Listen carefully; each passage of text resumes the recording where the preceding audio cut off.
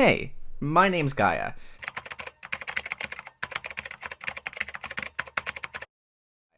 So, with COVID-19 spreading and the worldwide lockdowns in effect, as well as the global protests, the seemingly endless violence, and a new disaster almost every other day, many of us are suffering some real mental health challenges. So, I want to take a moment to discuss this for you.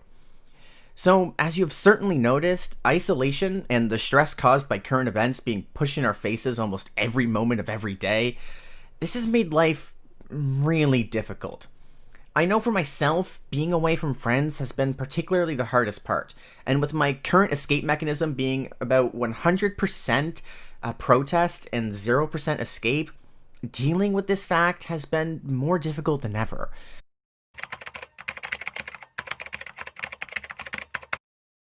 If I had to sum it up with one word, I would use demotivating.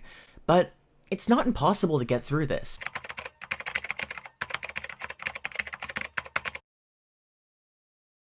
So, my first tip would be to talk to your friends often. Now, video calling is obviously best, but even texting, sending pictures, or sharing memes on some of your favorite social media apps can have a pretty similar effect, actually. If you don't believe me, send some of your friends a picture of a seal plushie and see how they react. I promise you, this actually is really heartwarming and can brighten up your day. Obvious tip 2 would be to define an escape mechanism and don't break it. I talked about this a little bit earlier, but all in all, I don't really care what your escape mechanism is. That's for you to decide. But you need something, especially something easy that you can turn to often with little time required to really get into it. Video games, books, and exercise are great for this, but you have to make sure you have passive activities too, of which YouTube and Netflix are amazing for. You need to have something to get your brain going, and you need something to help it relax. And above all, make sure it stays this way. If you choose social media, for example, you should have an account that isn't focused on current events and is 100% an escape. You can't spend your entire life focusing on protests and expect to be happy at the end of the day. Save the important stuff for a different account. I don't really care what you do on that. That one's on you.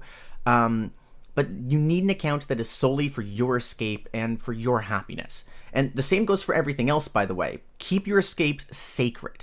If you're spending your life reading books about dystopias, you're never going to find happiness unless you somehow are happy reading about dystopias. It's not a pleasant topic. Tip number 3 is to define a schedule and a location for each activity. Now, there are 4 main activity categories in your life, and we can define them using work or hobby, sleep, relaxation, and exercise. You need all 4 of these, and they really shouldn't overlap. If your brain sees your bed as a spot for YouTube, it's not going to go to sleep when midnight comes. So you have to create an environment for each of the 4, and you have to keep it exclusive, much like with your social media accounts or your escapes. And you also have to make sure you're actually getting all 4 of these. You need a decent amount of exercise. Even going for a walk each day and defining the outdoors as that spot is just enough for this. You need 7 to 9 hours of sleep, depending on your age and your body type, and that doesn't really matter as much as you need to get enough sleep and you need a location for it, right? You also need a decent amount of time spent on a hobby or work to kind of feel like you've been productive in your life, and you need a healthy amount of relaxation. These need to be balanced, and the balance is personally for you to decide, though making a schedule can help start that process at the very least. But with that being said, a schedule is less important. You need these environments, and even if it's difficult, that's the key part here. You need to make sure when you lie down in bed, you are going to sleep and not going on YouTube. And for my final tip, I would honestly just recommend to be kind to yourself. This is the hardest one, by far, because this one is not an activity you can put yourself to, but a mindset that would probably take months of work to actually bring into effect. Everyone is suffering right now. Not just you, but your neighbors, your friends, your professors, teachers, your doctors, everyone is suffering. And very few people are getting that much work done unless they're an essential worker. And I would bet even in those cases, things have slowed down. Even if it looks like it, things are not going as fast as they were. Life is hard for everyone. So don't go comparing yourself to someone else or beating yourself up for what you did or didn't do. We're in the middle of a pandemic. Making it through this is the most important part here, and with how far you've made it now, you deserve to be proud of that.